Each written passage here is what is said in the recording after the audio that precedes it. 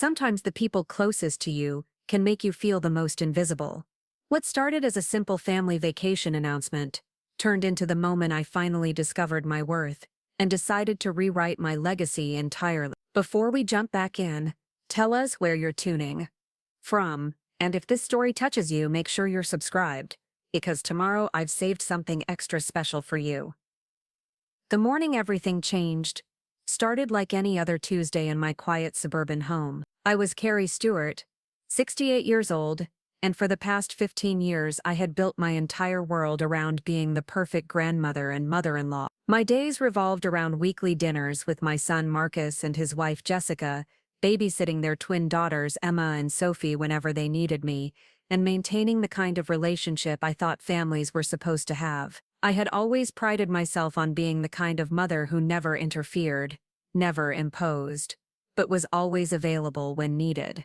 After my husband Robert passed away 8 years ago, Marcus and Jessica had become my anchor. They were my reason for getting up each morning, my purpose in a world that sometimes felt too quiet and too empty. I cooked their favorite meals, remembered every school event for the girls, and made sure their house was spotless whenever I visited. I thought I was being helpful. I thought I was being loved in return.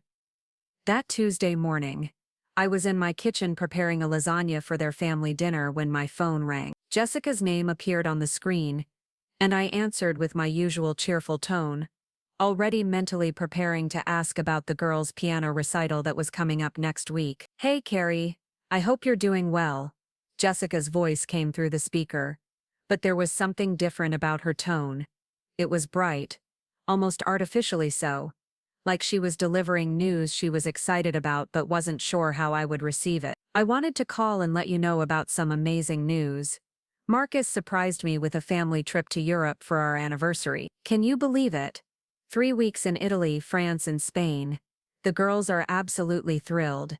I felt my hand tighten around the phone as I processed her word. A family trip to Europe. 3 weeks.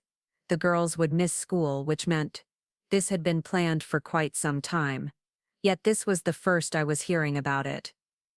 "That sounds wonderful," I managed to say, my voice steady despite the sudden hollow feeling in my chest. "When are you leaving?" "Next Monday, actually. I know it's short notice, but Marcus wanted to keep it as a surprise until all the arrangements were finalized. We've been planning this for months, and everything just fell into place. The girls are already practicing their French phrases, and Emma has been reading about the Eiffel Tower every night before bed. Months. They had been planning this for months, and somehow, in all that time, it had never occurred to them to mention it to me. Not even in passing. Not even as something they were considering. "That's really exciting for all of you," I said, still holding on to my composure. 3 weeks is quite an adventure." "Oh, I know. It's going to be incredible. Marcus found this amazing villa in Tuscany for the 2nd week, and we've got reservations at some of the most beautiful restaurants in Paris. The girls will get to see the Louvre, and we're planning to take them to that famous gelato place in Rome that everyone talks about on social media." As Jessica continued describing their itinerary with obvious excitement, I found myself staring at the lasagna I had been preparing. I had bought all their favorite ingredients yesterday, spending extra on the good mozzarella cheese and the imported prosciutto that Marcus loved. I had planned to surprise them with garlic bread, made from scratch, and that tiramisu recipe I had been perfecting for weeks. Now as I listened to Jessica talk about European restaurants and cultural experiences, my little family dinner felt small and insignificant. "I'm sure you'll all make wonderful memories," I said when she finally paused. "Will you need me to keep an eye on the house while you're away?" There was a brief hesitation on the other end of the line, and I could almost hear Jessica thinking, "Actually, we've got that covered. Marcus arranged for a house-sitting service. They'll handle everything. Mail, plants, security checks. But thank you for offering. Even house-sitting, even that small way of being useful to them had been given to stranger." I felt something shift inside me, a recognition that I couldn't quite name yet, but that left me feeling strangely detached from the conversation. "Well, that's very organized of you both," I said. "I hope you have a safe trip." "Thank you, Carrie. You're always so understanding. I knew you'd be excited for us. Oh, and don't worry about Sunday dinner this week. We'll be too busy with last-minute packing and preparations. Maybe we can catch up when we get back and I'll show you all the photos. After we hung up, I stood in my kitchen surrounded by the ingredients for a meal that would now go uneaten, at least by the people I had intended it for.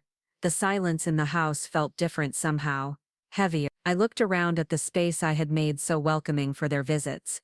The extra chairs I kept at the dining table, the children's books stacked neatly on the coffee table, the framed photos of Emma and Sophie that covered nearly every surface. For the first time in years, I tried to remember the last time Marcus or Jessica had asked me about my own interests, my own dreams, or my own plans. I tried to recall a conversation where they had seemed genuinely curious about my life beyond how it intersected with theirs. The silence in my memory was as profound as the silence in my kitchen. I had always been proud of being low maintenance, of never being the kind of mother or grandmother who demanded attention or created drama. I had convinced myself that this made me easy to love, easy to be around. But as I stood there holding the phone, I began to wonder if what I had interpreted as appreciation for my easygoing nature was actually something else entirely. Had I made myself so accommodating, so available, so undemanding that I had become invisible? The thought was uncomfortable and I tried to push it away. This was just a family vacation.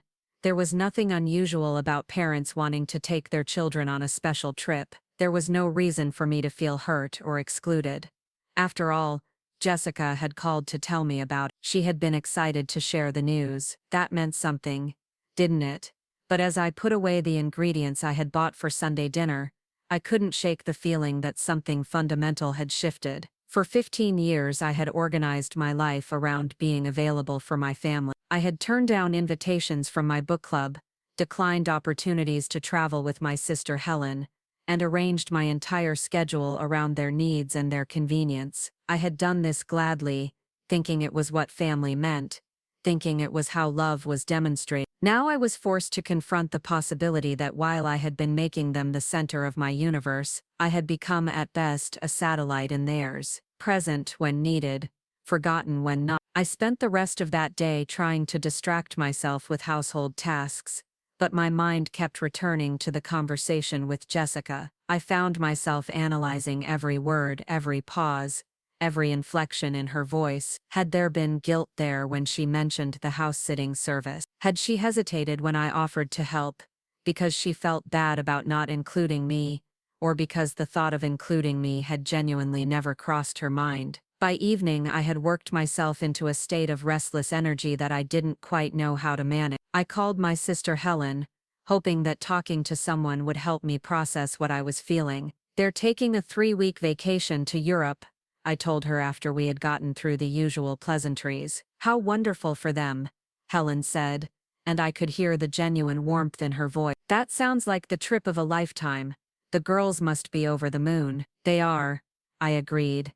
"Jessica says Emma has been reading about the Eiffel Tower every night. And what about you? Are you excited to have some time to yourself? Maybe this would be a good opportunity for you to take that pottery class you mentioned, or finally visit cousin Margaret in Portland." I realized that Helen's assumption that I would be having my own adventures while Marcus and Jessica were away highlighted something I hadn't fully acknowledged. I had no plans for those 3 weeks. I had no pottery class to attend or cousin to visit. My calendar for the next month was essentially empty, waiting to be filled with whatever my family might need from me. I hadn't really thought about it, I admitted. There was a pause, and I could sense Helen choosing her words carefully. "Carrie, can I ask you something? When was the last time you did something just for yourself? Something that had nothing to do with Marcus or Jessica, or the girls?" The question hung in the air between us, and I found myself genuinely struggling to answer. When had I last made a decision based solely on what I wanted,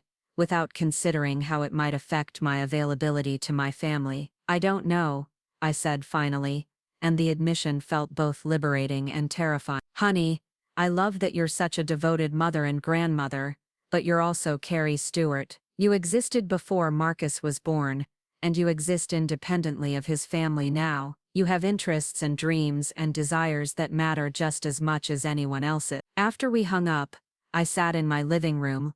Preparing and narrating this story took us a lot of time. So if you are enjoying it, subscribe to our channel. It means a lot to us. Now, back to the story. Looking at the photo albums spread across my coffee table, albums full of pictures of Emma and Sophie's birthday parties, school plays, Christmas mornings, and family dinner. In almost every photo I was there in the background, serving food, cleaning up, organizing activities, making sure everyone else was happy and comfortable. But in how many of those photos was I actually present as a person, rather than just a function? I thought about the last 15 years of my life, and realized that I had unconsciously erased myself from my own story. I had become so focused on being useful, on being needed, that I had forgotten how to be wanted for who I was, rather than what I could do. That night, I lay in bed staring at the ceiling and thinking about the conversation with Jessica. 3 weeks in Europe, months of planning, excitement, about restaurants and museums, and experiences that would become treasured family memory. And throughout all of that planning and anticipation, it had never occurred to them to consider whether I might want to be part of it. I tried to imagine what it would have been like if Jessica had called with different news. What if she had said, "Carrie, Marcus and I have been talking, and we want to plan a special family trip to Europe. We know how much you've always wanted to see Italy, and we thought it would be amazing to experience it together. Would you like to come with us?" The thought was so far removed from reality that it felt like imagining myself in a fairy tale. Not because they couldn't afford to include me. Marcus had done well for himself as an architect, and I knew money wasn't the issue. It was because the idea of including me in their special family moments, as anything other than a helper or caretaker, had simply never entered their minds. As I drifted off to sleep, I found myself thinking about my will, locked away in the filing cabinet in my home office. I had spent considerable time and money working with my lawyer to ensure that everything I owned would pass smoothly to Marcus, and eventually to Emma and Sophie. My house, my savings, my retirement accounts, even my jewelry and family heirlooms, everything had been carefully organized to benefit the family that I loved so completely. I had always taken comfort in knowing that even after I was gone, I would still be taking care of them. My financial planning had been another way of demonstrating my love, another way of being useful. But as I lay there in the darkness, I began to wonder what love actually looked like when it only flowed in one direction. The next few days passed in a strange haze of normalcy. I went through my usual routines, grocery shopping, cleaning, tending to my garden, but everything felt different. I found myself noticing things I had previously overlooked. How I always called Marcus and Jessica to check in, but they rarely called me unless they needed something. How I always asked about their plans and their feelings, but they rarely reciprocated. How I had become so accustomed to accommodating their schedules that I had stopped making plans of my own. On Friday, I was in the grocery store when I ran into Linda Morrison, a woman from my old book club. I had stopped attending their meetings 2 years ago, when the timing conflicted with Emma's soccer practices, and I wanted to be available to drive her to games when Jessica was working late. "Carrie? I haven't seen you in ages," Linda said, her face lighting up with genuine pleasure. "How have you been?" "I've been well, thank you. How's the book club going?" "Oh, it's been wonderful. We just finished the most amazing novel about women traveling through India, and next month we're reading a mystery set in Scotland. You should come back. We meet the second Tuesday of every month, and I know everyone would love to see you again." The second Tuesday of every month. I realized that was this coming Tuesday, and for the first time in 2 years I didn't have any family obligations that would prevent me from attending. Marcus and Jessica would be in Europe, living their adventure, creating their memories. There was no reason I couldn't create some of my own. "I might just do that," I said, and Linda's smile widened. "Wonderful. I'll email you the details." "It's so good to reconnect with you, Carrie." As I walked to my car, I felt something I hadn't experienced in a long time, anticipation about something that was just for me. It was a small thing, a book club meeting, but it felt significant in a way I couldn't quite articulate. That evening I found myself standing in front of the filing cabinet in my home office, looking at the folder that contained my will and estate planning document. I had last updated everything 3 years ago, adding provisions to ensure that Emma and Sophie's college educations would be fully funded, and that Jessica would have access to emergency funds if anything ever happened to Marcus. I pulled out the thick folder and spread the documents across my desk, page after page of careful legal language, designed to transfer everything I had worked for, everything I had saved, everything I had built, to people who had just demonstrated that they considered me peripheral to their lives. I thought about my house, the home I had shared with Robert for 30 years and had lovated for the past 8, on my own. I thought about the garden I had planted and tended, the rooms I had decorated and redecorated, the memories embedded in every corner. In my will, it would all go to Marcus. I had assumed he would want to keep it in the family, maybe pass it down to the girls someday. But looking at the documents now, I found myself wondering if Marcus would even want my house, or if it would just be another responsibility to manage, another asset to liquidate. Would he and Jessica walk through these rooms and see a lifetime of love and care, or would they see outdated furniture and maintenance issues? I thought about my retirement savings, carefully accumulated through decades of work as a school administrator. Money I had lived modestly to preserve, money I had invested wisely to ensure it would grow, money that would allow Marcus and Jessica to take even more elaborate vacations, buy even nicer things,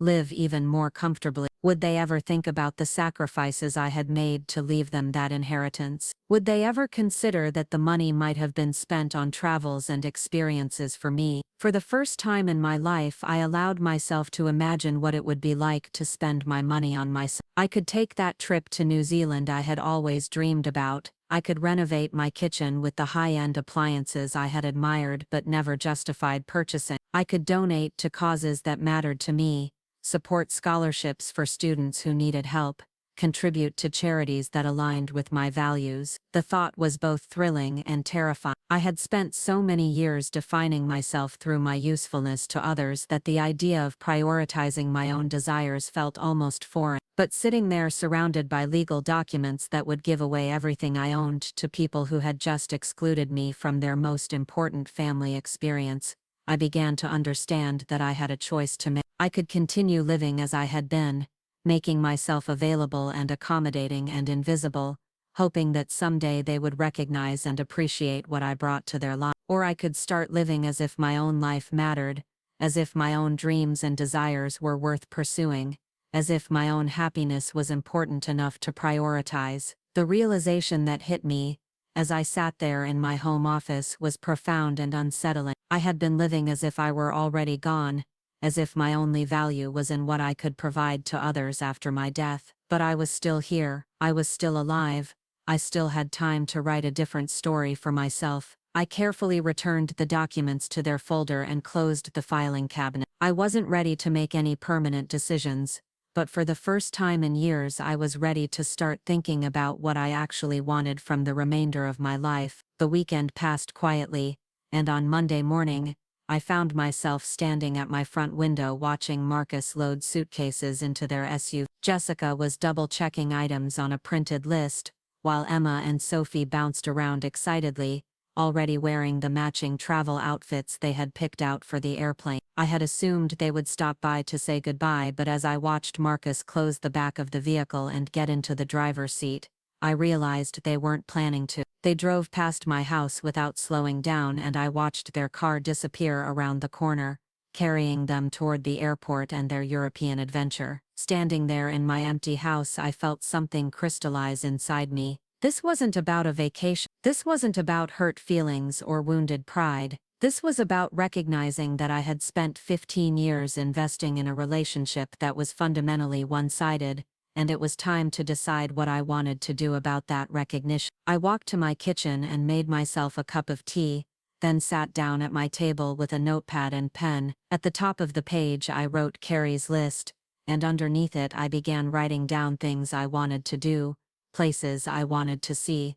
experiences I wanted to have. For the first time in years I didn't consider anyone else's schedule or preferences or needs. I just wrote down what I wanted, By the time I finished, I had filled 3 pages with possibilities I had never allowed myself to seriously consider. Travel destinations, classes I wanted to take, books I wanted to read, people I wanted to reconnect with, causes I wanted to support. Looking at those pages, I realized I had somehow convinced myself that wanting things for myself was selfish, that prioritizing my own happiness was wrong. But sitting there in my quiet kitchen, I understood that the opposite was true. By making myself so small, so undemanding, so invisible, I had actually been dishonest about who I was and what I needed. I had been so afraid of being seen as burdensome that I had become a burden to myself. The phone rang while I was still sitting with my lists, and when I saw Helen's name on the caller ID, I answered with a smile in my voice that surprised me. "How are you doing, honey?" she asked. "I've been thinking about you since our conversation the other day." "I'm doing something I haven't done in a very long time," I told her. "I'm making plans for myself." "That sounds wonderful. What kind of plans?" I looked down at my pages of possibilities and felt a sense of excitement I hadn't experienced in years. "All kinds of plans, Helen, all kinds." The following Tuesday arrived with an unexpectedly crisp autumn morning, and I found myself standing in front of my closet deliberating over what to wear to the book club meeting. It had been so long since I had dressed for something that was purely mine, that I felt nervous, like a teenager preparing for a first date. I finally settled on a deep burgundy sweater that Robert had always said brought out the warmth in my eyes, paired with my favorite dark jeans and the pearl earrings my mother had given me on my wedding day. As I drove to Linda's house, I realized how little I had been driving anywhere except to Marcus and Jessica's neighborhood, or to run errands that somehow related to their needs. The route to Linda's took me through a part of town I rarely visited anymore, past the coffee shop where Robert and I used to have Sunday morning breakfast, past the art gallery where we had spent many Saturday afternoons browsing local exhibitions. For years I had avoided these places because they reminded me too acutely of what I had lost. Now seeing them again, I felt something different. Not just the sadness of missing Robert, but a recognition of how much of myself I had lost along with him. Linda's living room was exactly as I remembered it, warm and inviting with bookshelves lining every wall and comfortable chairs arranged in a circle. The other women greeted me with such genuine enthusiasm that I felt a flutter of something I hadn't experienced in years, the pleasure of being wanted for myself rather than for what I could provide. "Carrie, we've missed you so much," said Margaret Chen, a retired librarian who had been part of the group since its inception. "Your insights always added such depth to our discussion." As we settled in with our tea and cookies, I found myself remembering why I had loved these gatherings so much. The conversation flowed from the book we had read, to broader discussions about life, travel, family, dreams, and disappointment. For 2 hours I was not Marcus's mother or Emma and Sophie's grandmother or Jessica's helpful mother-in-law. I was simply Carrie, a woman with thoughts and opinions and experiences worth sharing. When Linda mentioned that their next meeting would include a discussion about bucket list travel destinations inspired by the novel they were reading, I surprised myself by speaking up. "I've always wanted to see New Zealand. The landscapes in those Lord of the Rings movies were breathtaking, but beyond that, there's something about the idea of being somewhere so far from everything familiar that appeals to me." "Have you ever considered actually going?" asked Janet, a woman about my age who had recently returned from a solo trip to Ireland. The question caught me off guard. Had I ever considered actually going? For years, travel had been something I thought about in abstract terms, the way someone might think about flying to the moon. It was a pleasant fantasy, but not something that belonged in the realm of actual possibility. "I don't know," I said honestly. "I suppose I always assumed I would travel someday, but someday never seemed to arrive." "You know what I learned when my husband died," Janet said gently. "Someday is a place that doesn't exist on any map. If we want to do something, we have to decide to do it now while we still can." Driving home from the book club, Janet's words echoed in my mind. Someday is a place that doesn't exist on any map. I thought about all the things I had postponed, all the experiences I had deferred, all the dreams I had filed away under the category of maybe later. How much later was I expecting to have? That evening I found myself doing something I hadn't done in years, researching travel destinations online. I pulled up websites about New Zealand, scrolling through photographs of rolling green hills, pristine lakes, and mountains that seemed to touch the sky. I read about hot springs and fjords, about cities where you could see both mountains and ocean from the same viewpoint, about hiking trails that wound through forests so untouched they looked prehistoric. As I browsed, I began to calculate costs and logistics in my mind. I had always been financially responsible, living well within my means and saving diligently. I had more than enough money to take a luxury trip to New Zealand, to stay in beautiful hotels and eat at wonderful restaurants, and hire guides to show me places I could never find on my own. The only thing that had been stopping me was my own assumption that such things weren't for people like me. But what was a person like me exactly? I was a 68-year-old woman, in good health with no debt, adequate savings and complete freedom to make my own choices. I had no job to request time off from, no spouse whose schedule I needed to coordinate with, no dependent children who needed my daily care. If I wasn't the target demographic for adventure travel, who was? I spent the next several days immersed in travel planning with an intensity that surprised me. I researched flights and accommodations, read reviews of tour companies, and watched YouTube videos of people exploring the very places I was dreaming about visiting. Each evening I would sit at my computer with a cup of tea and lose myself in possibilities that felt increasingly real rather than fantastical. By Friday I had not only planned a theoretical 2-week itinerary for New Zealand, but had also priced it out completely. The total cost was significant, but easily within my budget. Less than what I typically spent in a year on gifts for Marcus, Jessica, and the girls, less than what I had been planning to contribute to their next home renovation project. I was sitting at my kitchen table on Friday evening, looking at printed pages of hotel information and flight schedules, when my phone rang. Jessica's name appeared on the screen and I felt a familiar flutter of anticipation. This would be their first call since leaving for Europe, and I was eager to hear about their adventures. "Carrie, hi! I hope I'm not calling too late." Jessica's voice came through with a slight delay that suggested an international connection. "Not at all, I was just reading." "How is your trip going? Are you having a wonderful time?" "Oh my goodness, it's been absolutely incredible. The girls are having the time of their lives.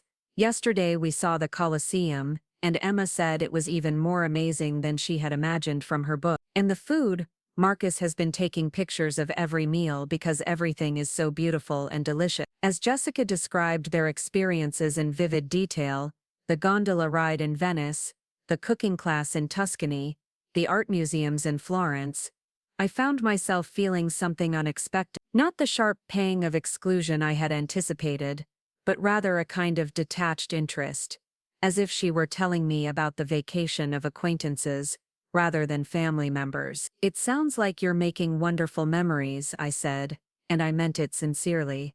"We really are. The only thing that would make it better is if we didn't have to worry about things back home, but I suppose that's always the challenge with traveling." "Oh, that reminds me.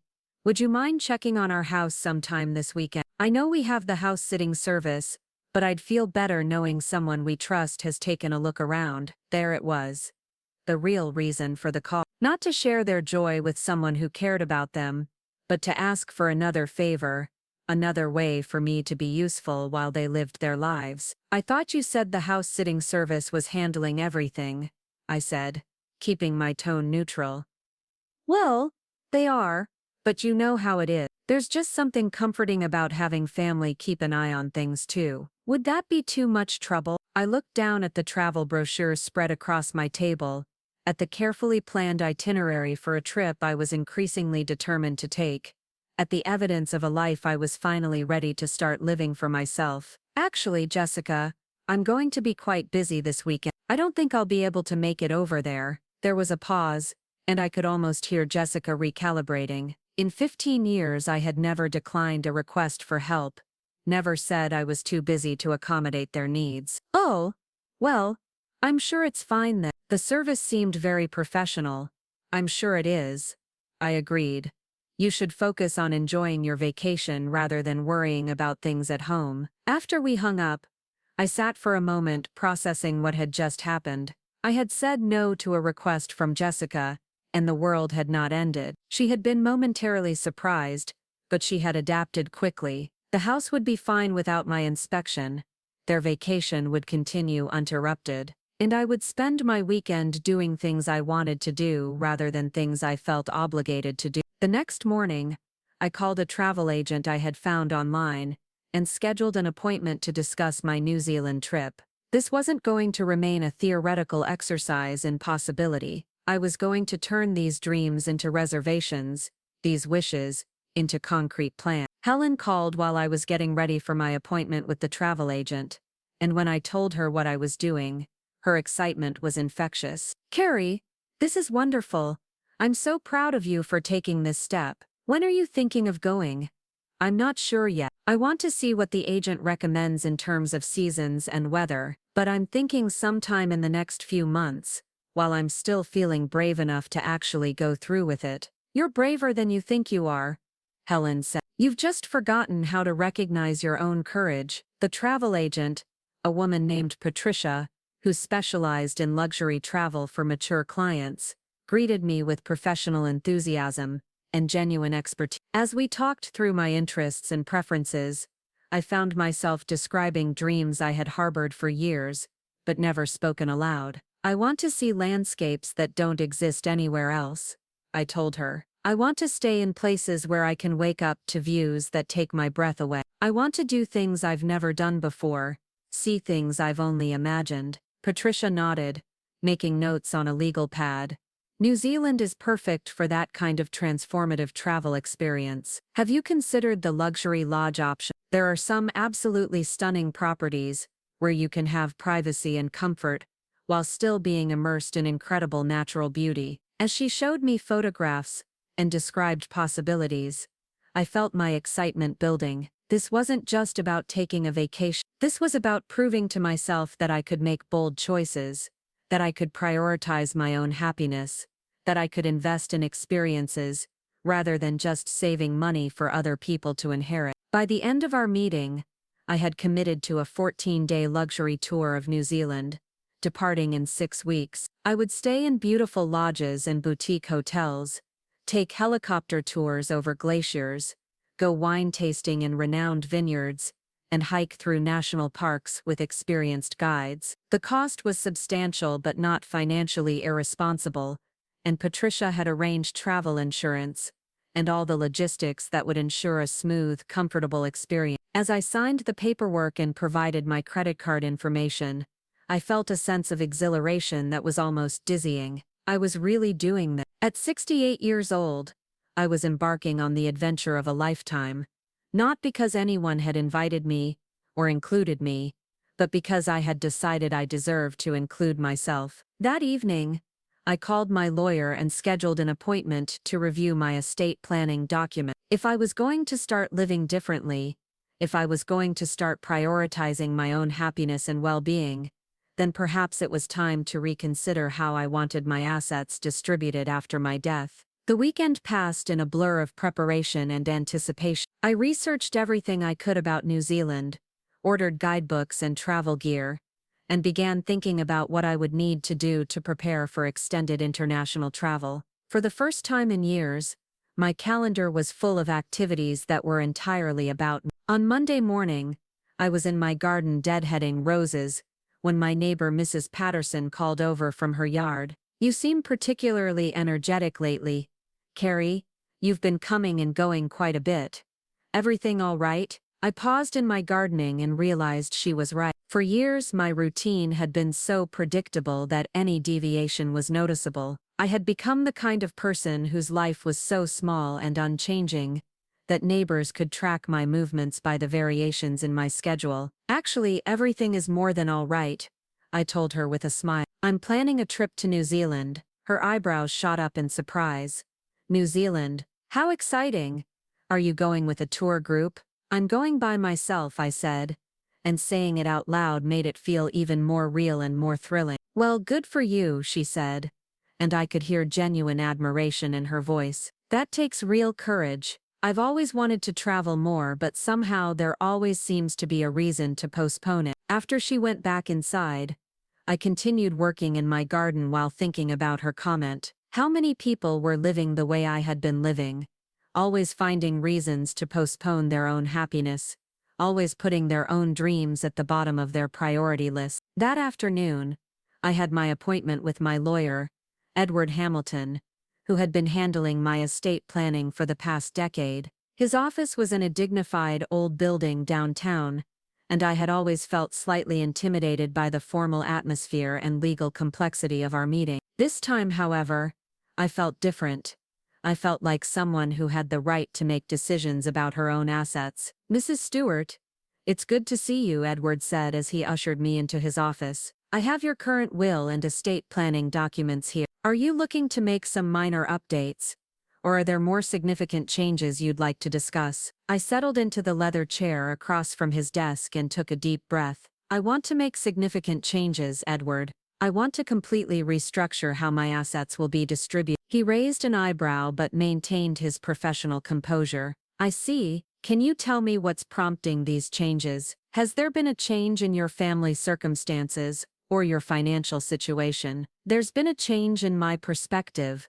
I've spent the last 15 years organizing my life around being available for my son's family, and I've structured my estate planning around providing for them after my death. But I've recently realized that while I've been focused on taking care of them, I've neglected to take care of myself. And if I'm going to start prioritizing my own happiness while I'm alive, I think I should also reconsider my priorities for after I'm gone." Edward leaned forward slightly.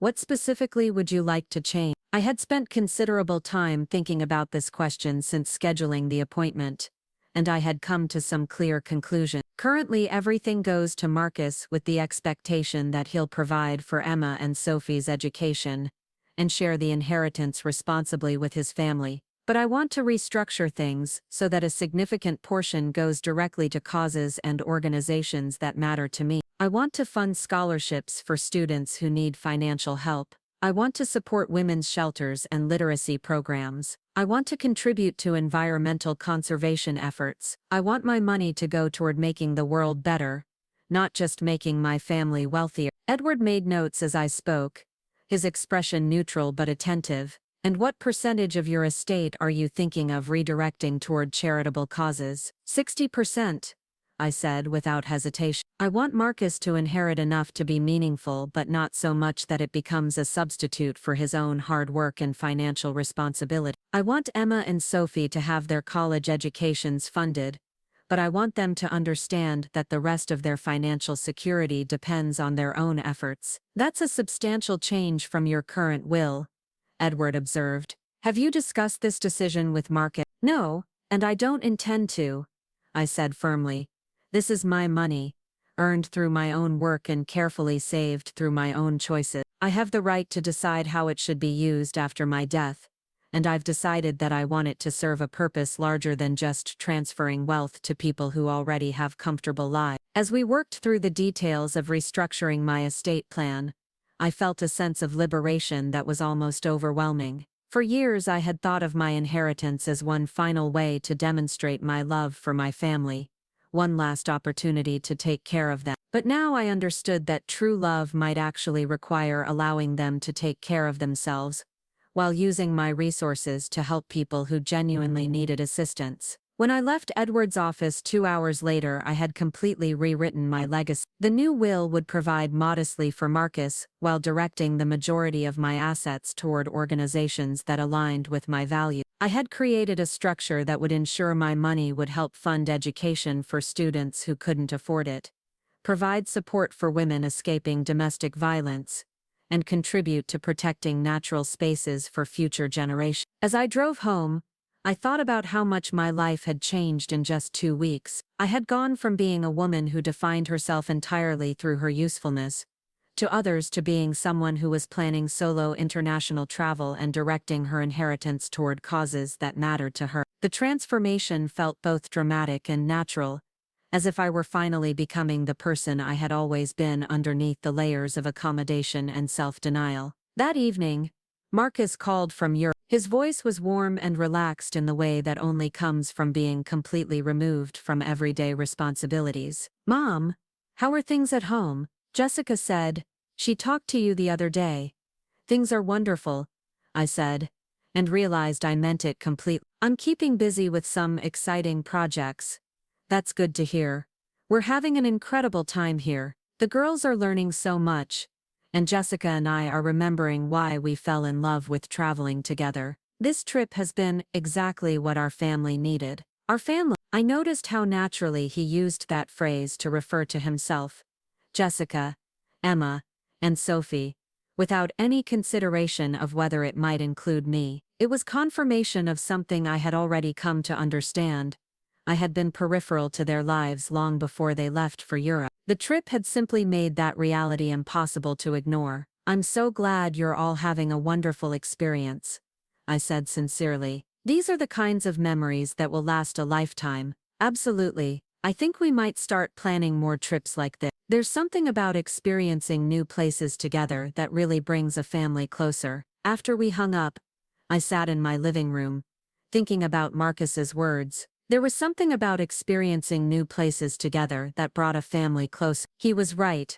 But what he didn't seem to realize was that by excluding me from those shared experiences, he was also excluding me from the closeness that resulted from them. I looked around my living room at the framed photographs covering the side tables and mantelpiece. Pictures of Emma and Sophie at various ages. Pictures of Marcus and Jessica at family gatherings.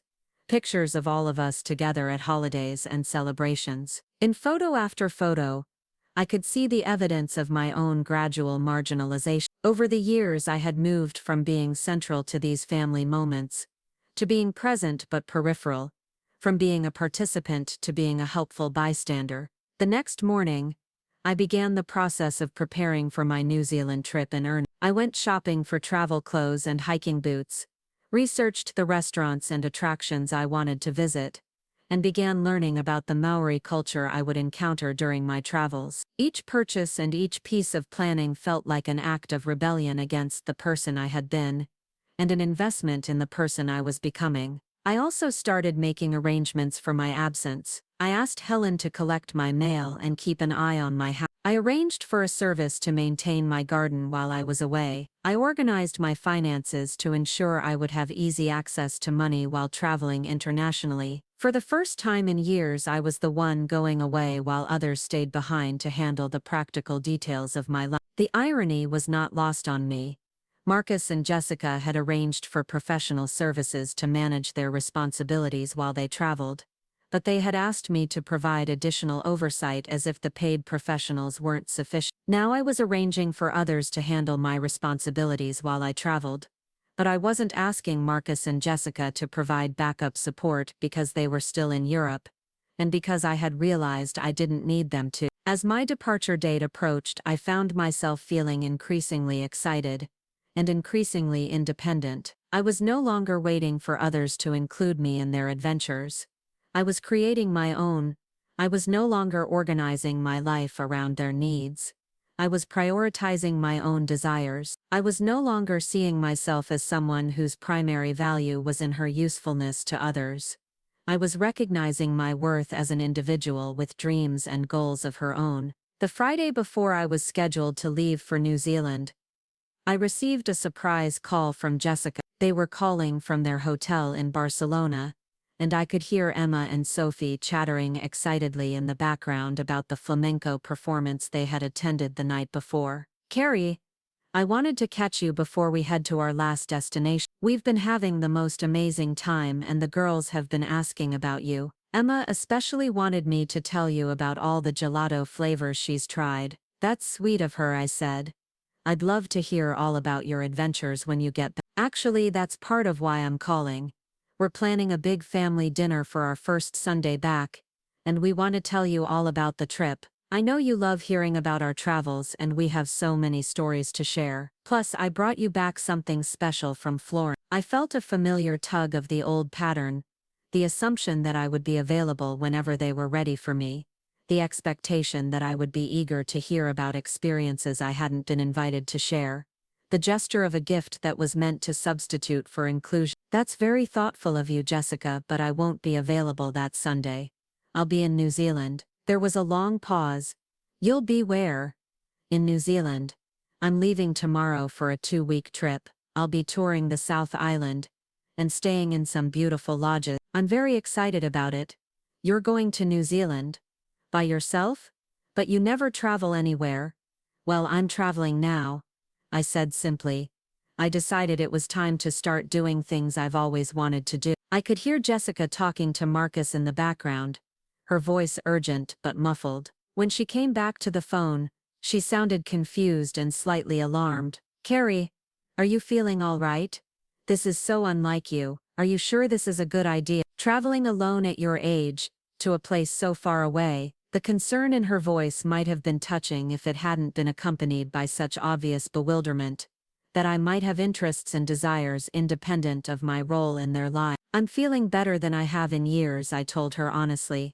And I'm perfectly capable of traveling safely. I've planned everything carefully, and I'm looking forward to the adventure. After we hung up, I realized that my announcement had probably created more confusion than celebration in their Barcelona hotel room. For 15 years I had been utterly predictable, utterly available, utterly focused on their needs and schedule. My sudden independence was likely as disorienting for them as it was liberating for me, but as I finished packing my suitcase and organizing my travel documents, I felt no inclination to call back and reassure them. They would adjust to my absence just as they had adjusted to my presence. The difference was that this time, my absence was by my choice rather than by their exclusion. The next morning, Helen drove me to the airport, and as we hugged goodbye at the departure gate, she squeezed my hands tightly. I'm so proud of you for doing this, she said.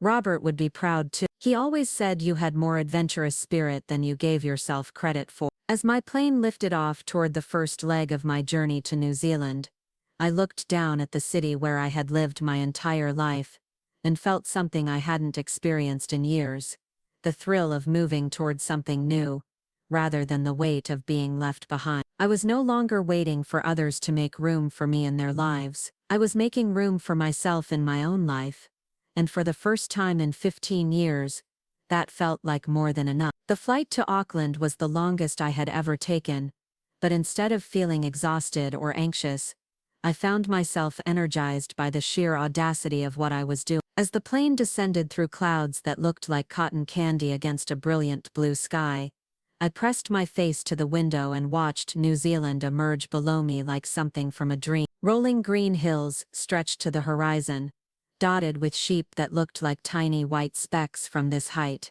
The coastline was more dramatic than any photograph had suggested, with cliffs that plunged into ocean waters, so blue they seemed artificial. Patricia had arranged for a driver to meet me at the airport, and as we wound through countryside toward my first accommodation, I felt like I was entering a completely different world. The air smelled cleaner than anything I remembered, crisp and sweet with something I couldn't identify, but that made me want to breathe more deeply than I had in years. My driver, a cheerful man named David, who had lived in New Zealand his entire life, pointed out landmarks and shared stories about the history of the region, with the kind of genuine enthusiasm that made me understand why people fell in love with this place. My first lodge was situated on the shores of Lake Taupo, and when I walked into my suite, I literally gasped out loud. Floor-to-ceiling windows framed a view of the lake that stretched to mountains in the distance, their peaks catching the afternoon light in a way that made them look like they were glowing from within. I had seen beautiful views in photographs and movies,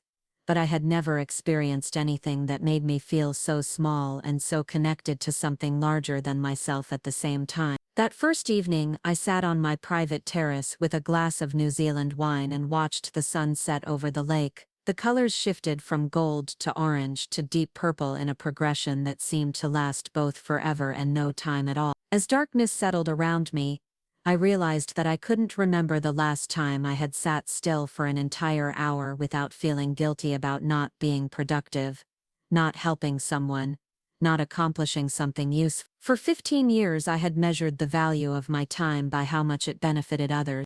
If I wasn't cooking for Marcus and Jessica or babysitting Emma and Sophie, or running errands that made their lives easier, I felt like I was wasting precious hours.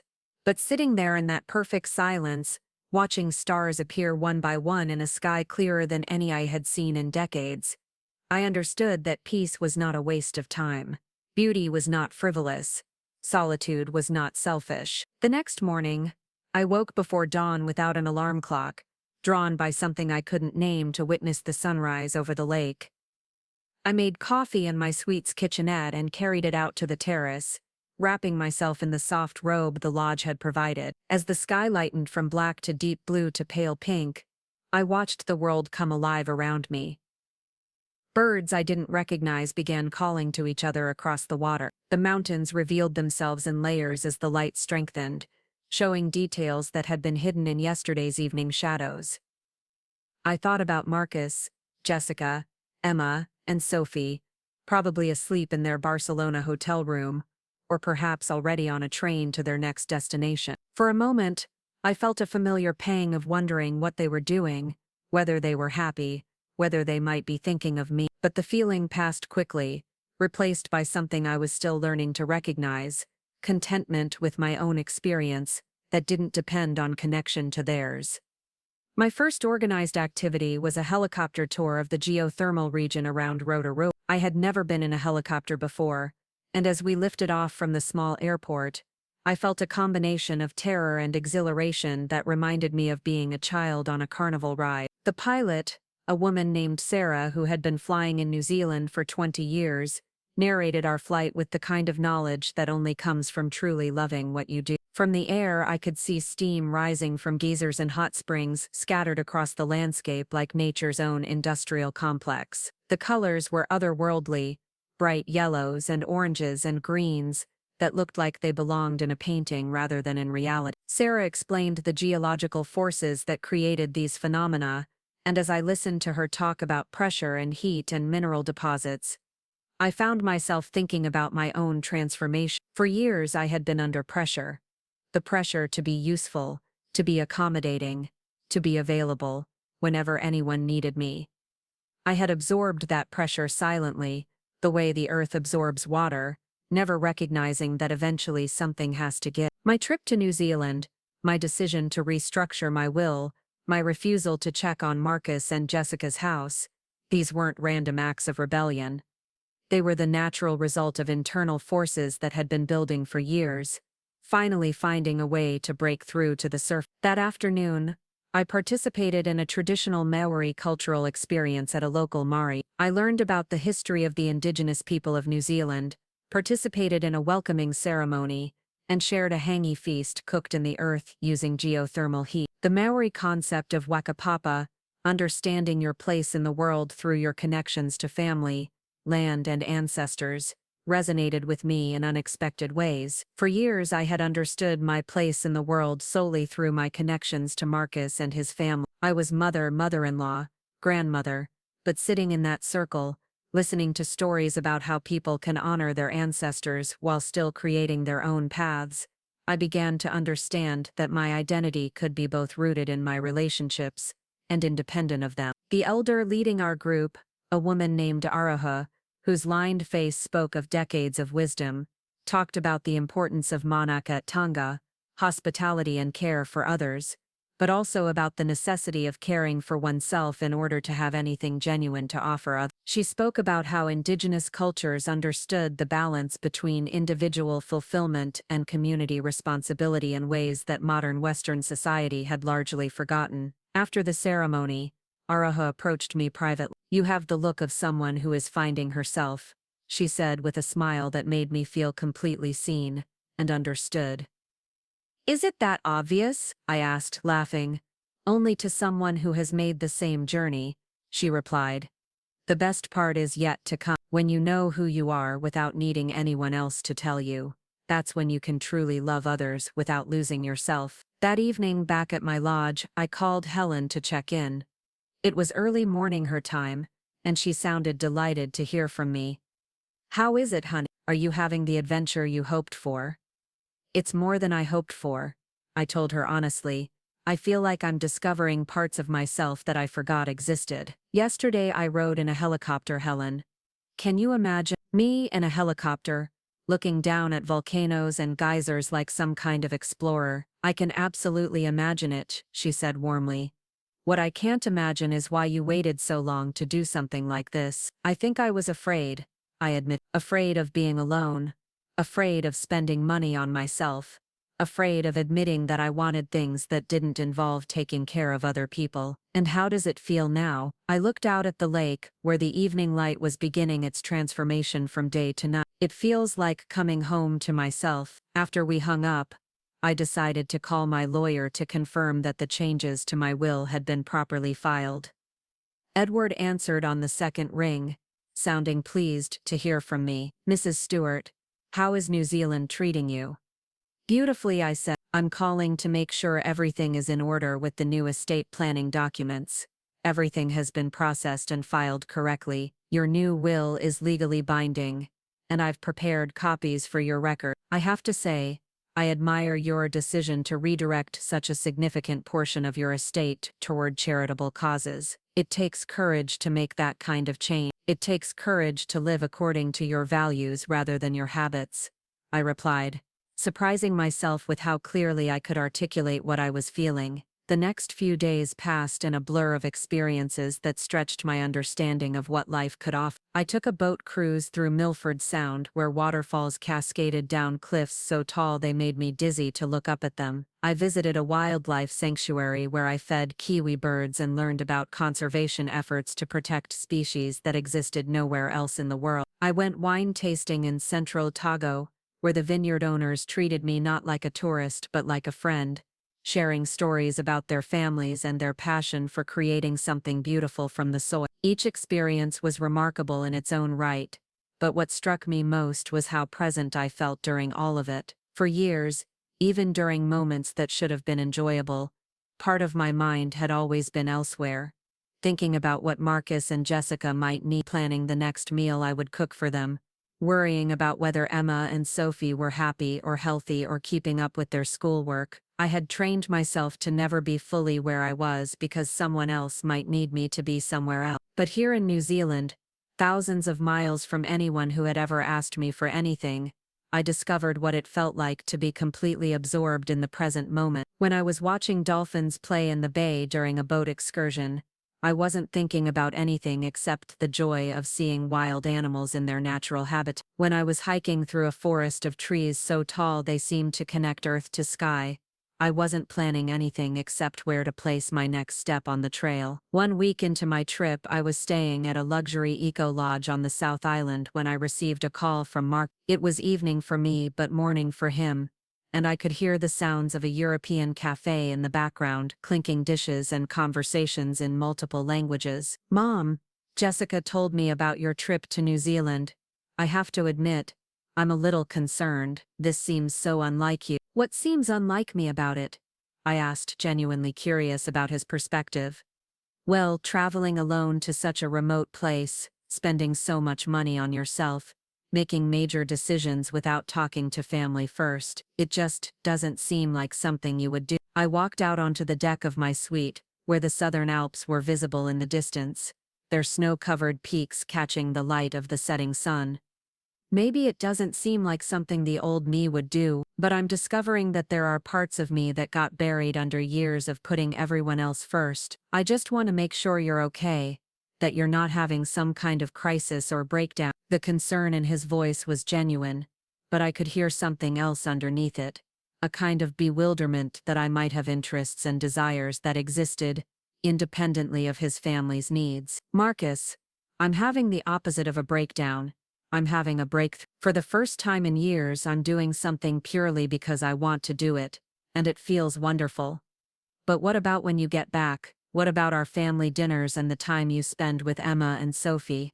Are you planning to change all of that too?" It was an interesting question, and one I had been thinking about during my quiet moments, overlooking lakes and mountains. What did I want my life to look like when I returned home? "I don't want to eliminate family time," I said carefully, "but I do want it to be more balanced. I want to feel like I have a life of my own that I'm sharing with all of you, rather than feeling like my only life is the one I have through all of you." There was a long pause. "I guess I never realized you felt that way." "I know you didn't," I said gently, and that's not entirely your fault. I never told you because I didn't fully understand it myself until recently. After we hung up, I sat on my deck thinking about the conversation. Marcus's surprise at my behavior wasn't malicious. It was simply the natural result of my having trained everyone in my life to see me as someone whose happiness was entirely dependent on their happiness. I had been so successful at being selfless that they had forgotten I had a self at all. The next day, I took a scenic train ride through landscapes that looked like they had been designed by someone with an unlimited imagination and no concern for what was realistic. We passed through valleys where rivers wound between mountains like silver ribbons, over bridges that spanned gorges so deep I couldn't see the bottom, through tunnels carved into rock faces that seemed impossible to have constructed. My seatmate was a woman about my age named Margaret, traveling from Australia with her daughter and granddaughter. As we talked, I learned that this trip was Margaret's gift to herself after her husband's death 2 years earlier. I spent 45 years taking care of him and our family, she told me. Don't misunderstand.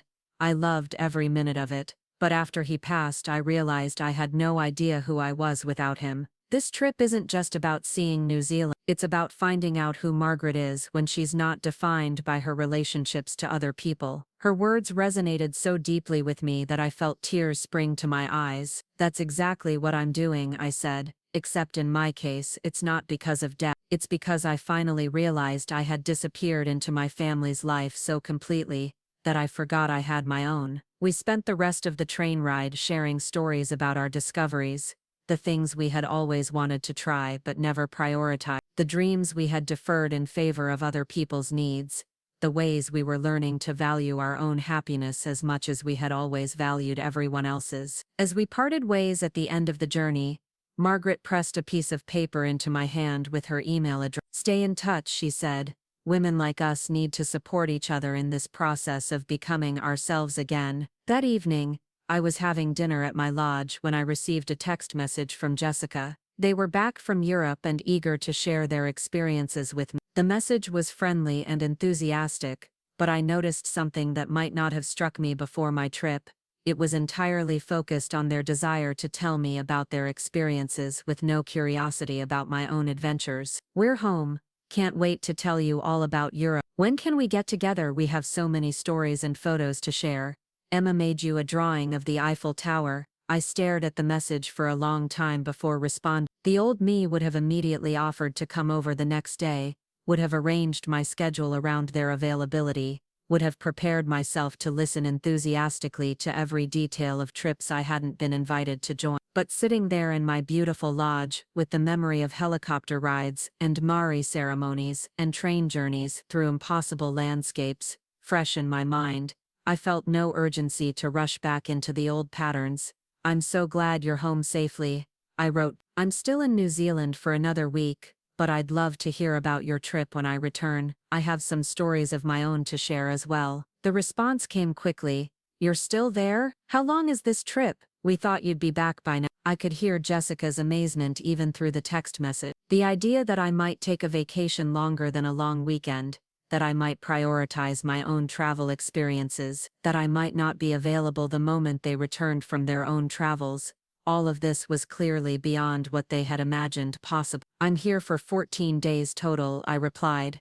"It's the trip of a lifetime, and I'm making the most of every moment." The final week of my New Zealand adventure included experiences that pushed me even further outside my comfort zone. I went bungee jumping off a bridge, something that would have been absolutely unthinkable to the woman who had boarded the plane 2 weeks earlier. As I stood on the platform, looking down at the river far below, I realized that the physical fear I was feeling was nothing compared to the emotional courage it had taken to get to this point. I also took a multi-day hiking trip through Fjordland National Park, staying in mountain huts, and carrying everything I needed on my back. The physical challenge was considerable, but the mental challenge was even greater. For 3 days I had no cell phone service, no way to check email, no connection to the outside world except for the other hikers on the trail and the guides who shared their knowledge of the wilderness. On the second night, as I sat around a campfire with a group of hikers from around the world, I found myself telling stories about my life that I hadn't shared with anyone in years. Not stories about Marcus or Jessica or the girls, but stories about my own experiences, my own adventures, my own perspective on the world. The other hikers listened with genuine interest, asking questions about my career, my travels, my thoughts about life in America. It struck me that these strangers were more curious about my inner life than my own family had been in years. They saw me as a complete person with experiences worth hearing about, not just as someone whose value was measured by her usefulness to others. On my last day in New Zealand, I took a helicopter to the top of a glacier, where I stood on ice that had been forming for thousands of years. The silence was profound, not just the absence of sound, but the presence of something so much larger than human concerns that it put everything in perspective. Standing there, surrounded by peaks that had existed long before I was born, and would continue long after I was gone, I felt a sense of clarity about my life that was almost overwhelming. I understood that my love for Marcus, Jessica,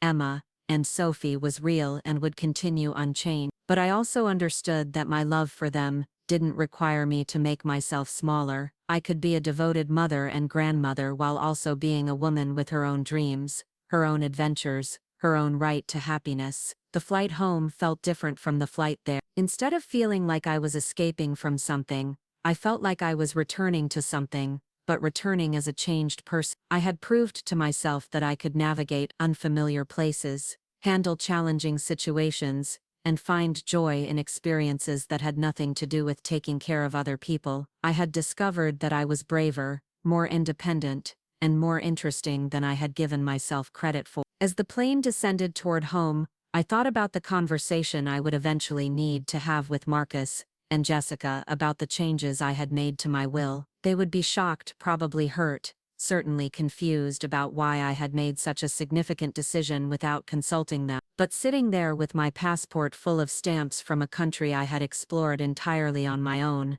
I felt confident that I had made the right choice. My inheritance had always been intended as a final expression of my love for my family, but I was beginning to understand that the most loving thing I could do might be to help them learn to value themselves for who they were rather than what they might inherit, just as I was learning to value myself for who I was rather than what I could provide for others. Helen was waiting for me at the airport, and the moment I saw her familiar face in the crowd, I felt a rush of affection that surprised me with its intensity. For 2 weeks I had been surrounded by beauty and adventure and new experiences, but there was something irreplaceable about being welcomed home by someone who had known and loved me for decades. "Look at you," she said as we hugged. "You're glowing. You look like a completely different person." "I feel like a completely different person," I said, and realized it was true. Or maybe I feel like the person I was supposed to be all along. As Helen drove me home, I told her about helicopter rides and bungee jumping and sleeping under stars so bright they looked like glitter scattered across black velvet. I told her about conversations with strangers,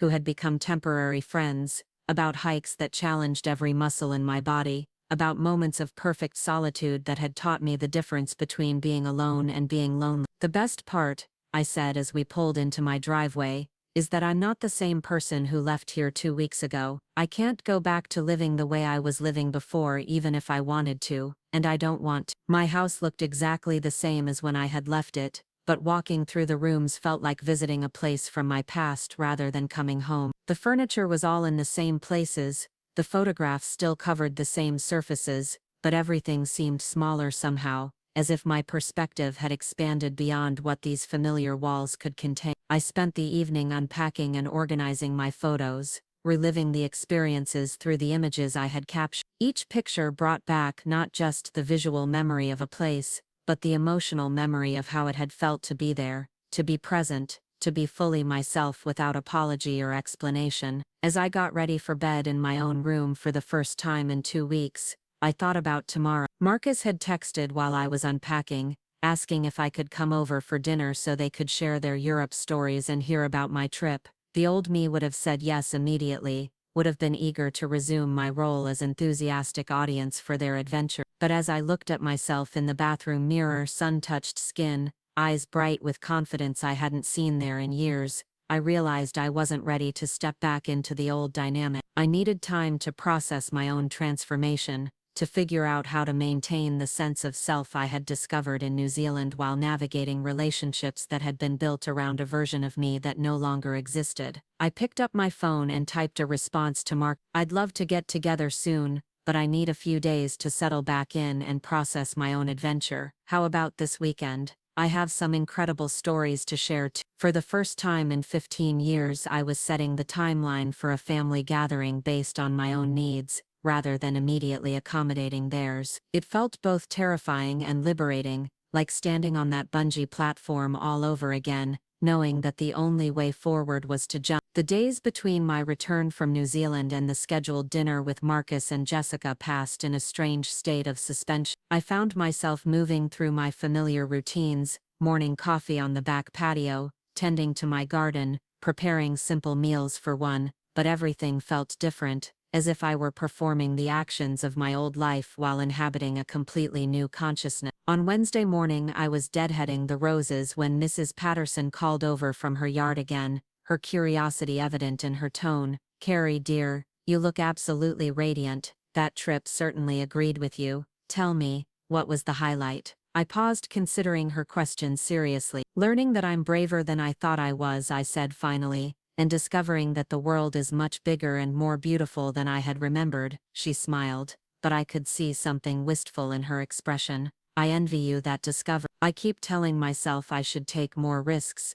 see more places, but somehow I never quite get around to it." "The trick," I said, surprising myself with the certainty in my voice, "is to stop waiting for the perfect time or the perfect companion or the perfect circumstances. Perfect never comes, but perfectly good enough is available right now." After she went back inside, I continued working in my garden, thinking about how many conversations I had had over the years, where I expressed similar wistful sentiments about someday traveling, someday taking risks, someday prioritizing my own dream. The difference between wishing and doing, I realized, wasn't about circumstances or opportunity. It was about deciding that you deserved to live the life you wanted rather than the life others expected from you. That afternoon, I received a call from Linda Morrison about the next book club meeting. The group was reading a novel about a woman who inherited a house in Italy and decided to move there alone at age 60. Leaving behind everything familiar to start a completely new life. "I thought you might have some interesting insights to contribute to our discussion," Linda said. "Your New Zealand adventure gives you a unique perspective on what it means to step outside your comfort zone later in life." I agreed to attend,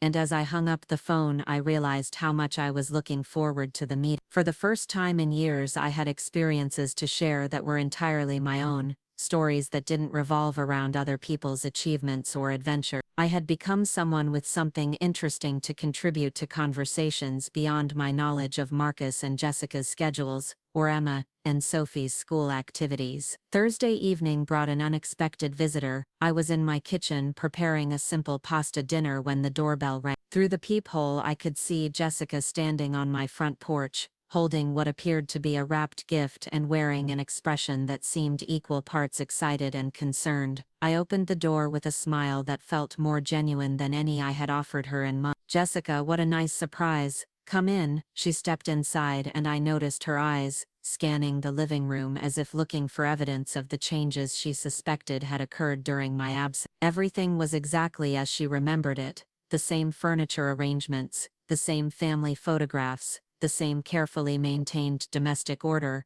but I could see her struggling to reconcile the familiar environment with whatever transformation she sensed in me. "I brought you something from Florence," she said, offering the wrapped package. "I know you said you were busy this week, but I couldn't wait to give it to you. Plus, I have to admit, I'm dying to hear about your trip. Marcus and I have been talking about it constantly since we got back." I unwrapped the gift to find a beautiful silk scarf in shades of blue and gold, clearly expensive and chosen with genuine thoughtfulness. "It's lovely, Jessica, thank you. The colors reminded me of you," she said, settling onto the sofa. "Now tell me everything. I still can't quite believe you went to New Zealand by yourself. What was it like? Were you nervous? Did you feel safe traveling alone?" As I made tea for both of us, I found myself considering how to answer her question. The old me would have downplayed the magnitude of the experience, would have focused on reassuring her that it hadn't been too challenging or too far outside my normal comfort zone. But looking at her eager, curious face, I decided to tell her the truth. It was transformative, I said, settling into the chair across from her. I discovered parts of myself that I had forgotten existed.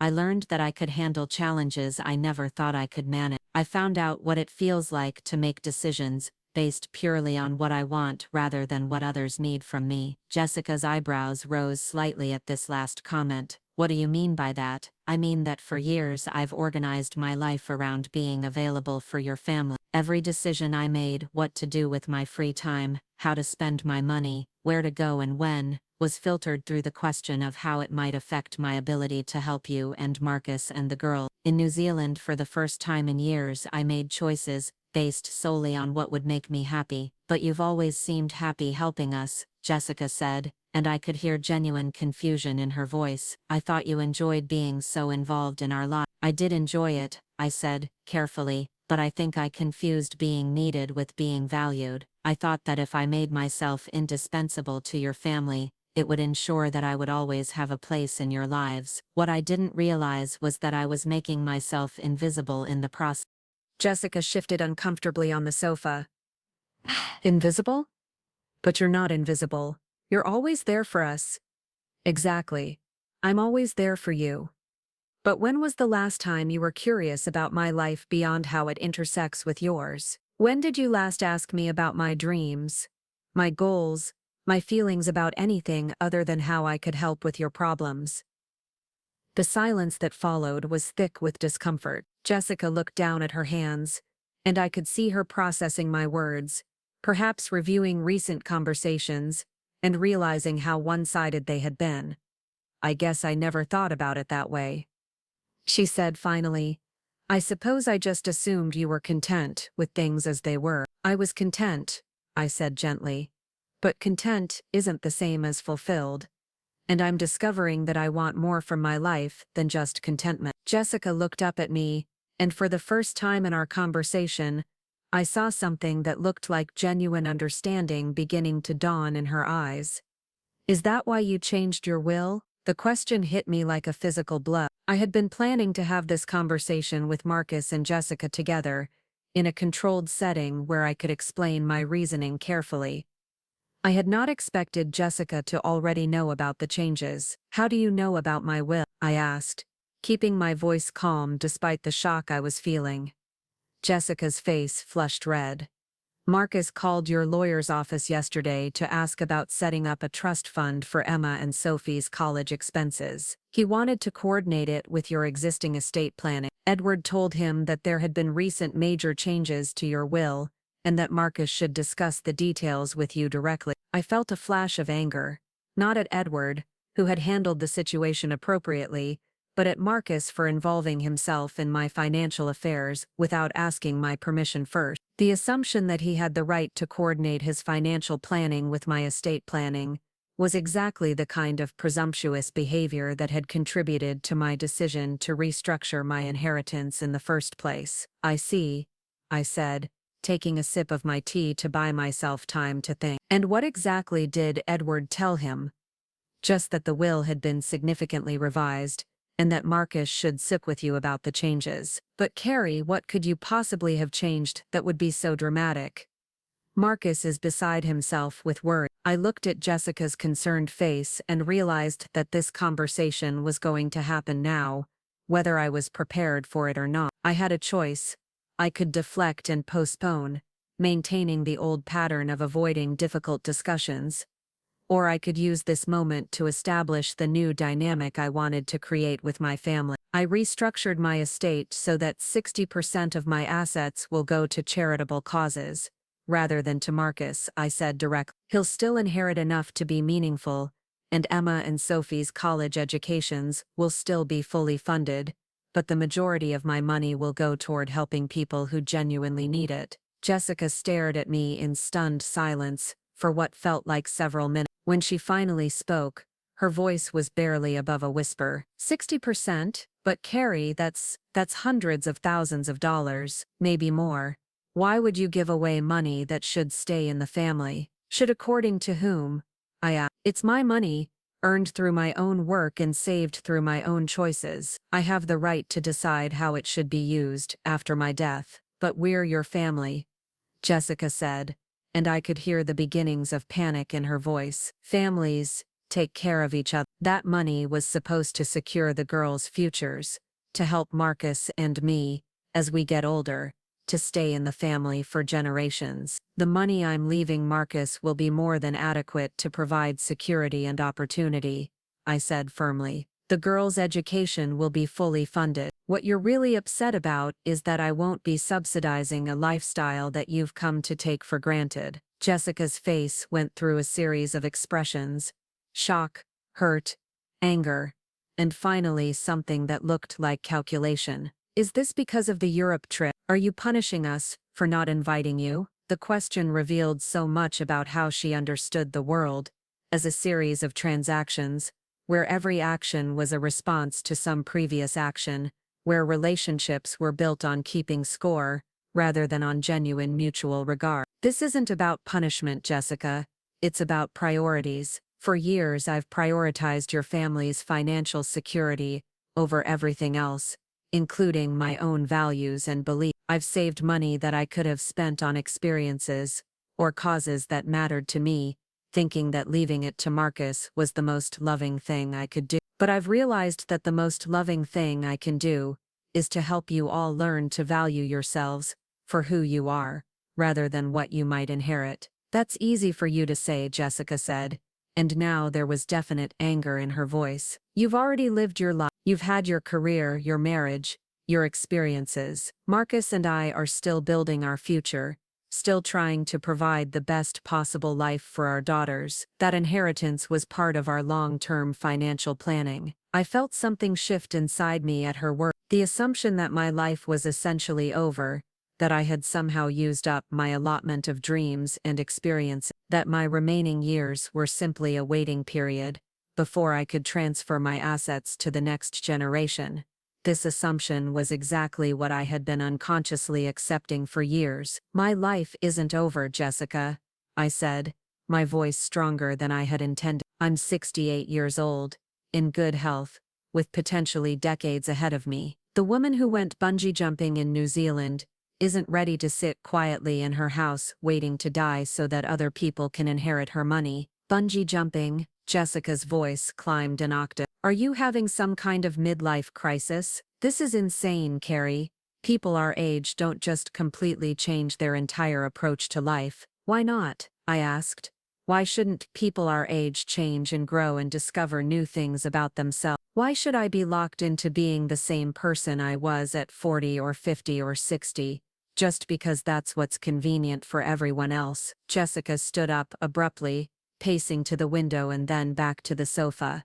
Because families depend on consistency. Because children need to know that their grandparents are stable, reliable influences in their lives. Because Marcus and I have made decisions based on certain assumptions about the future. What you're really saying, I said quietly, is that my role in this family is to be predictable and useful and to require as little attention as possible. You want me to stay exactly the same because my growth and change might inconvenience you. That's not what I'm saying at all, Jessica protested, but the lack of conviction in her voice suggested otherwise. I stood up and walked to the mantelpiece, where photographs of Emma and Sophie at various ages were displayed alongside pictures of Marcus and Jessica from holidays and celebrations. For years I had looked at these images and seen evidence of my importance to the family, proof that I was valued and included. Now I saw them differently, as evidence of my function rather than my significance. Jessica, I love Emma and Sophie more than words can express. I love Marcus with all my heart. I even love you, despite the fact that you've made it clear you see me primarily as a resource, rather than as a person. But love doesn't require me to make myself smaller, so that others can feel more comfortable. Nobody asked you to make yourself smaller, Jessica said, but even as she said it, I could see the recognition dawning on her face. Every request for babysitting, every assumption that I would be available, every decision made without consulting me, but with the expectation that I would accommodate it, all of it had been built on the premise that my needs were less important than theirs. Maybe you didn't ask explicitly, I said gently, but you accepted it when I offered. You took it for granted when I prioritized your needs over my own. You never questioned whether I might have other interests or desires because it was convenient to assume I did. Jessica sat back down on the sofa, looking suddenly deflated. So what happens now? Are you cutting us out of your life completely? Are we supposed to pretend that everything is fine when you've just essentially told us that we've been selfish and thoughtless for years? I'm not cutting you out of my life, I said, returning to my chair. But I am creating boundaries that allow me to maintain my own identity while still being part of your family. I'm establishing a relationship dynamic that's based on mutual respect rather than one-sided accommodation. And the money, is that decision final? I looked at her directly, seeing not just Jessica, the daughter-in-law who had taken my availability for granted, but Jessica, the young woman who was genuinely frightened by the idea that her family's financial security was less assured than she had believed. The decision is final, I said. But Jessica, the money I'm leaving Marcus is still substantial, more than enough to provide security and opportunity for your family. What you're really mourning is the loss of an assumption,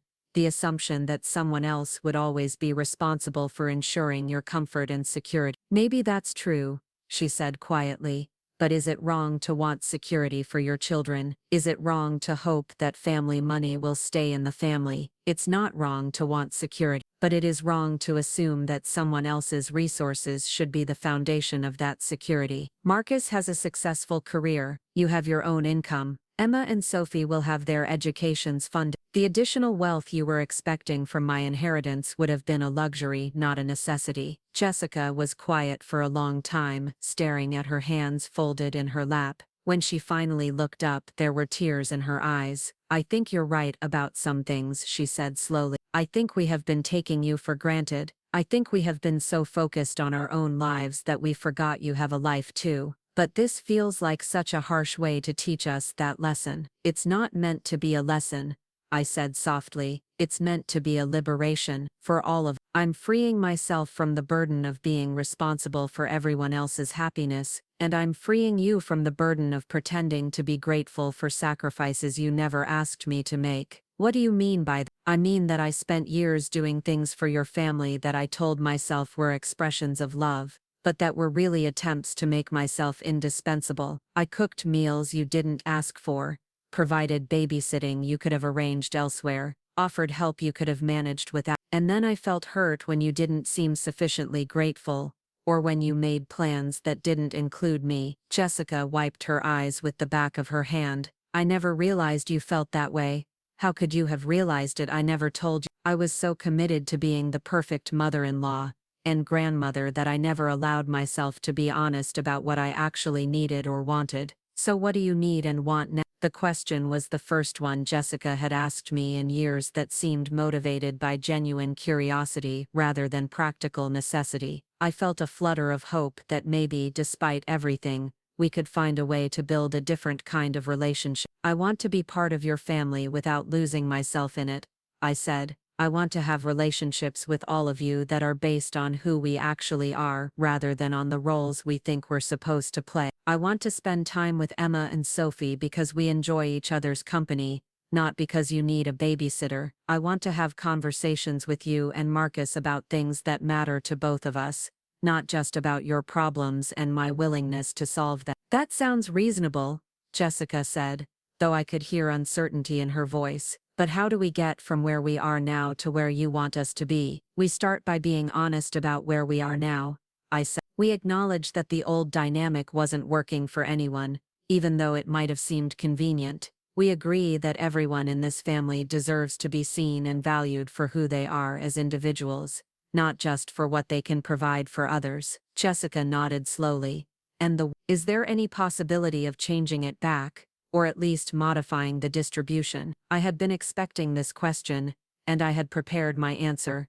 The will stays as it is. Not because I want to punish anyone, but because I believe it reflects my values more accurately than the previous version did. I want my money to help fund scholarships for students who couldn't otherwise afford college. I want it to support women who are escaping domestic violence. I want it to contribute to environmental conservation. These causes matter to me, and I have the right to support them with my own resources. Even if it means disappointing your family, even if it means disappointing some family members' financial expectations, I correct. Anyone who is truly disappointed by my decision to use my money to help people in need might want to examine their own priorities. Jessica stood up, smoothing her skirt and collecting her purse. I need to talk to Marcus about all of this. I need to think about what you've said. I hope you will, I said, walking her to the door.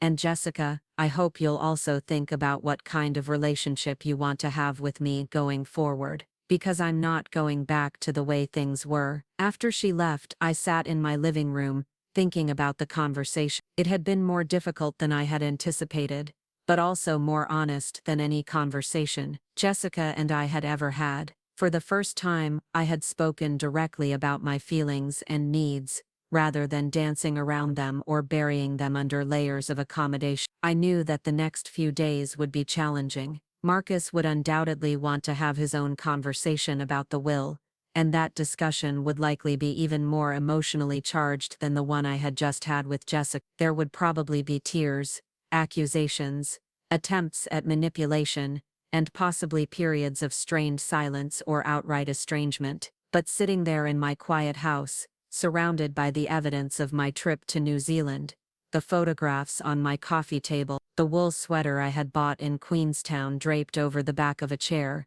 the journal where I had recorded my thoughts and experiences, I felt a sense of peace that I hadn't experienced in years. I had told the truth about what I wanted and needed. I had made decisions based on my own values, rather than on other people's expectations. I had refused to allow guilt or obligation to override my judgment about how to live my remaining years. Whatever happened next, I would face it as someone who knew her own worth, someone who had proven to herself that she could navigate challenges independently, someone who had chosen to prioritize her own happiness without abandoning her love for others. The phone rang while I was preparing for bed, and Marcus's name appeared on the caller ID. I considered letting it go to voicemail. I was emotionally drained from the conversation with Jessica, and not sure I had the energy for another difficult discussion. But I also knew that postponing the conversation would only increase the tension and anxiety for all of us. "Hello, Marcus," I said, settling into my favorite reading chair with a cup of chamomile tea. "Mom, Jessica told me about your conversation tonight. I think we need to talk." "I agree," I said simply. "Can I come over? This feels too important to discuss on the phone." I looked at the clock. It was nearly 9 in the evening, later than Marcus typically visited, which suggested that he was feeling urgent about this conversation. "Of course, I'll put the kettle on." 20 minutes later, Marcus was sitting across from me in the same spot Jessica had occupied earlier, but his energy was completely different. Where Jessica had seemed confused and hurt, Marcus appeared angry and betrayed. "I can't believe you changed your will without talking to me about it," he said, without preamble. "I understand being upset about the Europe trip, but this seems like a massive overreaction." "This isn't about the Europe trip, Marcus, and it's not an overreaction. It's a thoughtful decision based on my own values and priorities." "Your values and priorities?" His voice rose slightly. "What about your family? What about the people who have been there for you your entire life?" I felt a flash of anger at his characterization of our relationship. "Marcus, when exactly have you been there for me? When have you asked about my dreams, my goals, my feelings about anything other than how I could help you and your family?" "That's not fair," he said, but I could see uncertainty flickering across his face. "We talk all the time. We talk about your work, your marriage, your children, your problems, your plans. When was the last time you asked me about my life in a way that wasn't related to how it affected yours?" Marcus was quiet for a moment, clearly trying to recall a conversation that fit my description. The fact that he was struggling to find one seemed to be confirming my point. "Maybe we haven't been as attentive as we should have been," he said finally, "but that doesn't justify giving away hundreds of thousands of dollars that should stay in the family." "Should according to whom?" I asked, echoing the question I had posed to Jessica. "Marcus,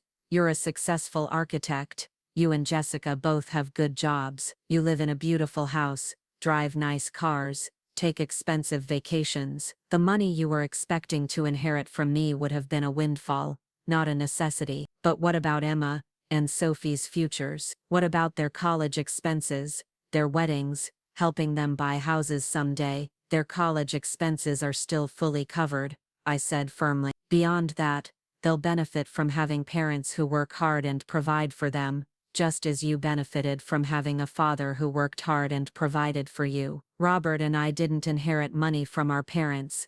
We built our financial security through our own effort. Times are different now, Mom. Everything costs more. The economy is more uncertain. Young people need more help getting started than we did. I looked at my son, this man I had raised and loved and supported through every phase of his life, and saw someone who had become so accustomed to the idea of inherited wealth that he couldn't imagine his daughters succeeding without it. Marcus, do you really believe that Emma and Sophie are so incapable that they can't build successful lives without a substantial inheritance from their grandmother? Do you have so little faith in the values you and Jessica are teaching them? That's not what I'm saying, he protested, but I could see that my question had hit home. Then what are you saying? Because from where I'm sitting, it sounds like you're saying that your family deserves my money more than the college students who can't afford tuition, or the women fleeing abusive relationships, or the environmental organizations working to preserve the planet for Emma and Sophie's generation. Marcus ran his hands through his hair, a gesture I remembered from his childhood when he was frustrated and couldn't find words for what he was feeling. I'm saying that family should come first,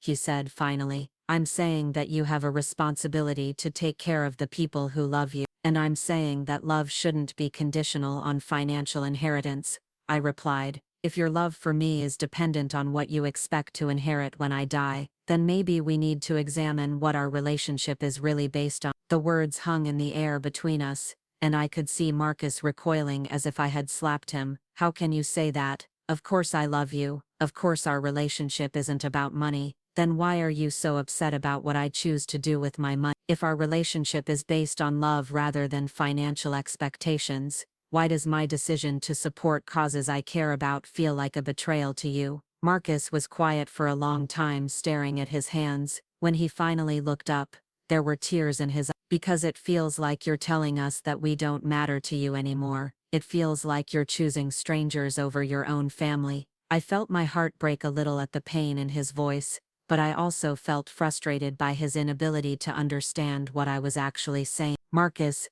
I'm not choosing strangers over family. I'm choosing to use my resources to help people who need them, while still providing meaningful support for family members who don't need them. There's a difference between giving you everything I have, and giving you nothing at all. But why does it have to be such a dramatic change? Why 60% to charity? Why not 20%? Or 30%? Because 20 or 30% would have been a compromise designed to avoid this conversation, rather than a decision based on my actual values, I said honestly. I don't want to spend my remaining years making choices based on what will cause the least disruption to other people's expectations. Marcus wiped his eyes and took a deep breath. I just don't understand how you can make such a major decision without talking to your family about it first. I can make that decision because it's my decision to make, I said gently, but firmly. Marcus, you're not entitled to an inheritance from me. Nobody is. An inheritance is a gift, not a right. And I have the right to choose how to distribute my gifts. We sat in silence for several minutes, and I could see Marcus struggling to process not just my words but the entire shift in our dynamic. For his entire adult life I had been someone who consulted him about decisions, who sought his input and approval, who made choices based on what would be best for his family. The idea that I might act independently, that I might prioritize my own judgment over his preferences, was clearly difficult for him to accept. What happens now? He asked finally, echoing Jessica's question from earlier in the evening. That depends on what you want to happen, I said. If you can accept that I'm going to live my life according to my own values and priorities, then we can build a relationship based on mutual respect and genuine affection. If you can't accept that, then our relationship is going to be more difficult. I don't want our relationship to be difficult, he said quietly. I just need time to adjust to this new version of you. I understand that, I said softly. But Marcus, This isn't a new version of me. This is who I was before I spent 15 years making myself smaller and quieter and more accommodating than I actually am. This is who I was before I convinced myself that my only value was in my usefulness to others. As Marcus prepared to leave, he paused at the door and turned back to me. "Are you happy?" he asked. And for the first time in our conversation, I heard genuine curiosity rather than accusation in his voice. "Yes," I said without hesitation. "For the first time in years, I'm genuinely happy. Not just content or comfortable, but truly happy." He nodded slowly. "I guess that's something." After he left, I sat in my quiet house thinking about the two difficult conversations I had navigated in one evening. Both Marcus and Jessica had reacted exactly as I had expected, with shock, hurt, anger, and confusion. But underneath their immediate emotional responses, I had also detected something else, a grudging recognition that their assumptions about me and our relationships had been built on foundations that were less solid than they had realized. Change was never easy, especially change that challenged long-established patterns and expectations. But as I looked around my living room at the photographs from New Zealand, at the travel guides I had been reading about other potential destinations, at the evidence of a life that was expanding rather than contracting, I felt confident that I had made the right choices. I had chosen authenticity over accommodation, self-respect over self-sacrifice, and genuine love over the kind of conditional affection that was dependent on my willingness to make myself smaller for other people's comfort. Whatever happened next, I would face it as someone who knew her own worth and wasn't afraid to claim it. The weeks following my conversations with Marcus and Jessica brought a strange kind of peace to my daily life. For the first time in years, my phone wasn't constantly ringing with requests for help, invitations to events planned around their convenience, or updates about problems they expected me to help solve. The silence was initially unsettling. I had become so accustomed to being in constant demand that the absence of that pressure felt almost foreign, but as the days passed, I began to appreciate the space that had opened up in my life. I attended my book club meetings with enthusiasm, contributing insights from my travels and my reading in ways that felt natural and valued. I enrolled in a photography class at the community college, something I had been interested in for years, but had never pursued because it conflicted with Emma's soccer schedule. I began planning my next adventure, a river cruise through Europe, the kind of trip I had always imagined taking with Robert but had never thought to take alone. Helen visited one Saturday morning, bringing fresh flowers from her garden and a bottle of wine to celebrate what she called my liberation. We sat on my back patio, surrounded by the roses I had tended for years, and I realized how much more beautiful they seemed when I could appreciate them without constantly thinking about the next task on my endless list of family obligations. "You look 10 years younger," Helen observed, studying my face in the morning sunlight. "There's something in your eyes that hasn't been there in ages. I feel like I've been holding my breath for 15 years and can finally exhale." I didn't realize how exhausting it was to constantly monitor everyone else's needs and emotions. "Have you heard from Marcus or Jessica lately?" "A few text messages," I said. "Nothing substantial. I think they're processing everything, trying to figure out how to relate to this version of me." "And how do you feel about that?" I considered her question carefully. 2 months ago, a period of reduced contact with Marcus and Jessica would have sent me into a spiral of anxiety and self-doubt. I would have been calling them constantly, offering help they hadn't requested, trying to smooth over whatever tension existed. Now I felt something different, not indifference, but a kind of loving detachment. "I feel sad that they're struggling with the changes," I said, honestly. "But I also feel relieved that their struggle isn't automatically becoming my emergency to solve. I love them, but I'm not responsible for managing their emotional responses to my decisions." 3 weeks later, I was organizing photos from my New Zealand trip when Marcus called. His voice was different, more tentative than I was used to hearing, as if he was unsure how to navigate our conversation. "Mom, I was wondering if you'd like to have lunch sometime this week, just the two of us. I've been thinking about our last conversation, and I'd like to I felt a flutter of hope mixed with caution. "I'd like that too. Where would you like to meet?" "Actually, I was thinking maybe that new place downtown, the one with the outdoor seating you mentioned. I thought it might be nice to go somewhere neutral, somewhere that's not connected to our family history. The suggestion surprised me. Marcus had always preferred familiar places, family-friendly restaurants, where we could talk without worrying about being overheard. His choice of somewhere new felt like an acknowledgement that our relationship itself needed to be rebuilt on different terms. We met on a Thursday afternoon at a cafe I had discovered during one of my solo explorations of downtown. The autumn air was crisp but warm in the sunshine, and the outdoor patio was filled with people who seemed to be savoring the last beautiful days before winter arrived. Marcus looked tired, but there was something different about his demeanor, less defensive, more thoughtful. He ordered coffee and sat quietly for a moment, as if gathering his thoughts. "I've been doing a lot of thinking since our last conversation," he began, "about our family, about you, about the assumptions I've been making without realizing it." "What kind of assumption?" "That you would always be available, that your happiness was somehow automatically tied to ours, that your primary purpose in life was to take care of us." He paused, stirring his coffee unnecessarily. "I've been trying to remember the last time I asked you about your own goals or dreams, and I honestly can't." I felt a warmth spread through my chest, not just relief, but genuine pride in my son for his willingness to examine his own behavior honestly. "It wasn't entirely your fault," I said gently. "I trained everyone to see me that way. I was so afraid of being burdensome or demanding that I made myself into someone who only existed in relation to other people's needs. But why? You're smart, accomplished, interesting. Why did you think you had to disappear into our lives to be valuable?" It was a question I had been asking myself since returning from New Zealand, and I was still working through the answer. "I think it started after your father died," I said slowly. "I was so devastated by losing him that when you and Jessica began including me in your family activities, it felt like a lifeline. I was grateful to feel needed again, to have a purpose, but somewhere along the way, being needed became the only way I knew how to feel love." Marcus nodded thoughtfully.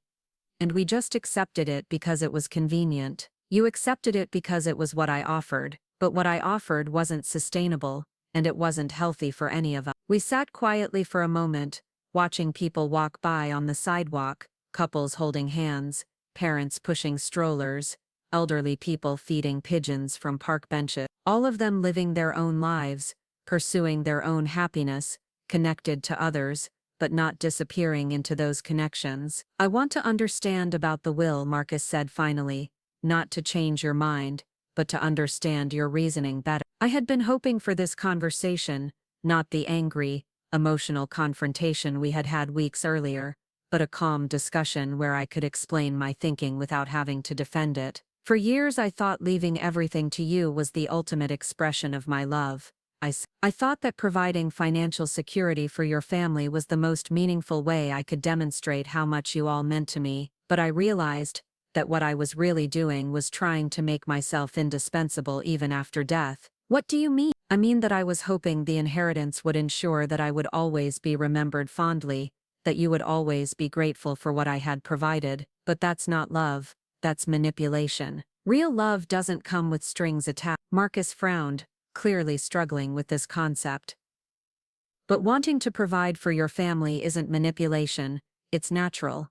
"Wanting to provide for your family is natural," I agree. "But organizing your entire estate around the assumption that your family can't succeed without your money isn't healthy. It robs them of the opportunity to develop confidence in their own abilities." "So you're saying that leaving us less money is actually better for us?" I smiled at the skepticism in his voice. "I'm saying that leaving you enough to be meaningful but not so much that it becomes a substitute for your own efforts is better for you. Emma and Sophie will benefit more from knowing they can achieve their goals through their own work than they would from knowing they can rely on inherited wealth. And the charities? Why those particular causes? Because they represent the values I want to be remembered for," I said simply. "Education, women's safety, environmental protection.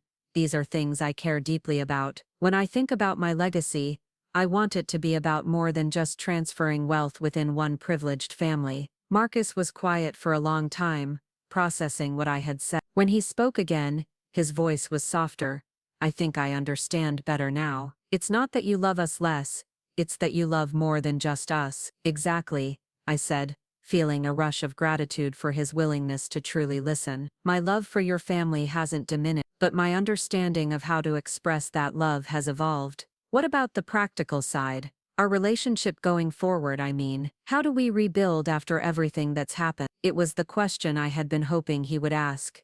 Not how to change my decisions, but how to move forward with the reality of who I had become. We start by being honest about what we both want, I said. I want to be part of your family's life, but as myself, not as a function. I want to spend time with you and Jessica, and the girls because we enjoy each other's company, not because you need something from me. That sounds good in theory, but what does it look like practically? It looks like you asking if I want to come to Emma's piano recital because you think I'd enjoy it, not because you need me to help with logistics. It looks like us having dinner together because we want to catch up on each other's lives, not because you need me to cook or babysit. It looks like you being genuinely interested in my travels and activities, not just politely listening while you wait to tell me about your own life. Marcus smiled for the first time since we had sat down.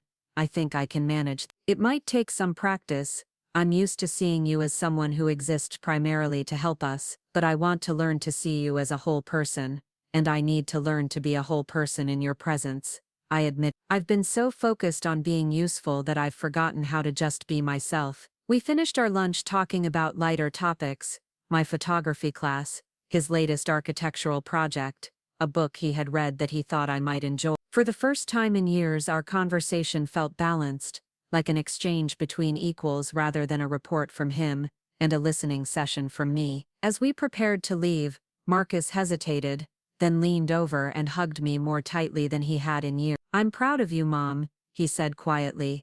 It took courage to change your life like this. I'm sorry it took me so long to see that you needed to. A week later, Jessica called and asked if she could take me to lunch. Her voice was nervous, but there was none of the anger that had characterized our last conversation. We met at a small bistro near her office, and I could see immediately that she had been thinking deeply about our previous discussion. I owe you an apology, she said before we had even ordered our food. I've been so focused on what your changes meant for our family that I never stopped to consider what your old life was costing you personally. I appreciate that, but you don't need to apologize for being confused by my transformation. I was confused by it too at first. I've been talking to my own mother about it, Jessica continued, about how easy it is to take generous people for granted, especially when they never complain or set boundaries. She helped me realize that we had basically turned you into our family's unpaid staff without ever acknowledging it. The honesty in her admission touched me deeply.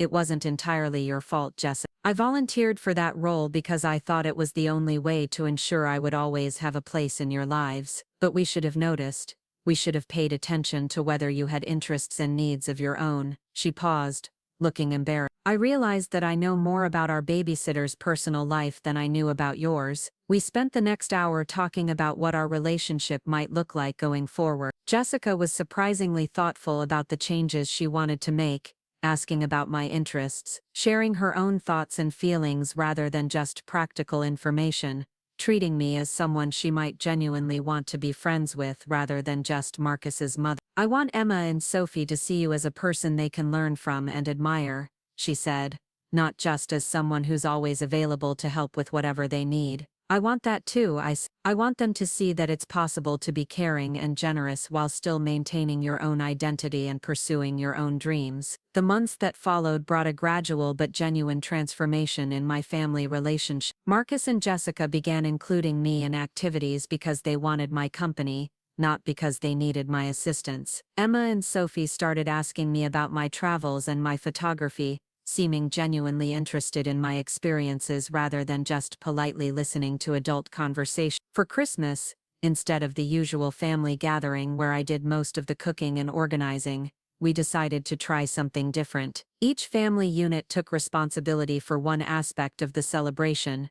Marcus and Jessica handled the main meal. Emma and Sophie planned games and activities, and I arranged for a professional photographer to capture the day so that I could participate fully instead of being behind the camera documenting everyone else's fun. The most meaningful moment came when Emma, now 11 and increasingly thoughtful about the world around her, asked me about the charities that would benefit from my estate. Grandma Carrie, Daddy said that when you die, most of your money is going to help other people instead of coming to our family. Can you tell me about that? I had been wondering when this conversation would come up, and I was grateful that Emma was approaching it with curiosity rather than resentment. I decided that our family already has enough resources to build good lives, I explained. So I wanted my money to help people who don't have those same opportunities. Like what kind of people? Students who are smart and hardworking but whose families can't afford to send them to college. Women who need safe places to stay when they're trying to leave dangerous situations. Organizations that work to protect forests and oceans for your generation. Emma considered this seriously. That seems like a good way to help the world.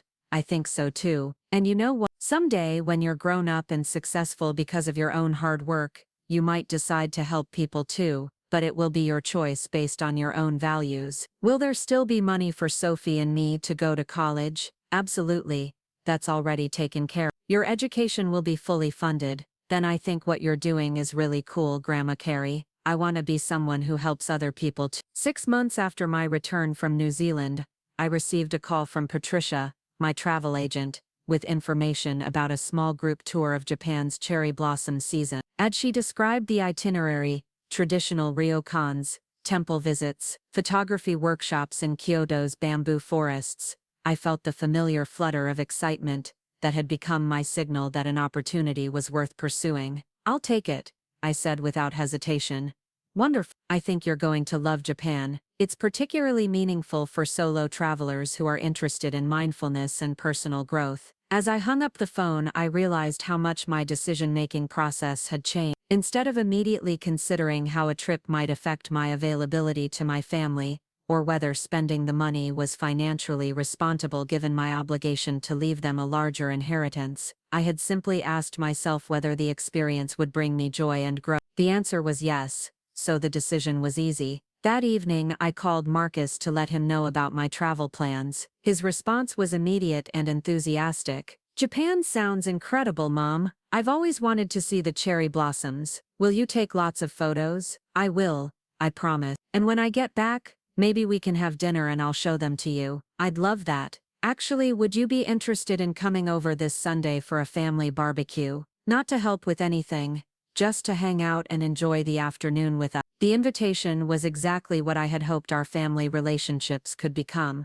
casual, genuine, based on mutual enjoyment rather than practical necessity. I'd love to, I said, and meant it completely. As I prepared for bed that night, I walked through my house looking at the evidence of my transformed life. Travel brochures scattered across the coffee table, photography equipment, neatly organized in what used to be my craft room. Books about mindfulness and adventure travel stacked on my nightstand, a calendar filled with activities I had chosen because they interested me, but the most meaningful change wasn't visible in any physical object. It was the sense of peace I felt when I woke up each morning, the absence of anxiety about whether I was doing enough for others, the presence of excitement about what I might discover about myself and the world. I had spent 15 years believing that my value was measured by my usefulness to others. Now I understood that my value was inherent, independent of what I could provide or how convenient I could make myself. I had learned that love given freely,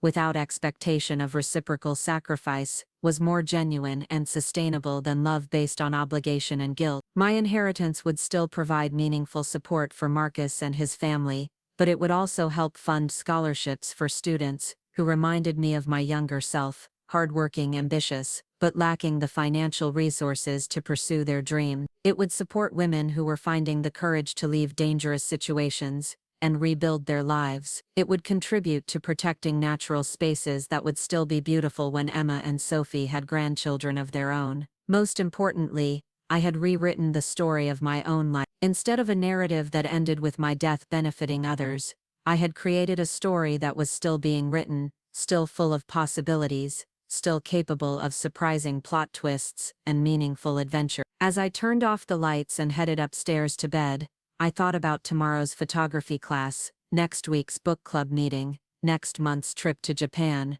and all the experiences I had yet to imagine. For the first time in years, my future felt wide open, limited only by my own courage and creativity rather than by other people's expectations and needs. I had discovered that it was never too late to become the person you were meant to be, never too late to prioritize your own happiness, never too late to rewrite the terms of your most important relationship. The woman who had felt invisible and taken for granted had been replaced by someone who knew her own worth and wasn't afraid to claim it. And in claiming that worth, I had given my family the gift of learning to value me, and themselves, for who we actually were rather than for what we could provide each other. That I realized was a legacy more valuable than any inheritance could ever be. Up next, you've got 2 more standout stories right on your screen. If this one hit the mark, you won't want to pass these up. Just click and check them out.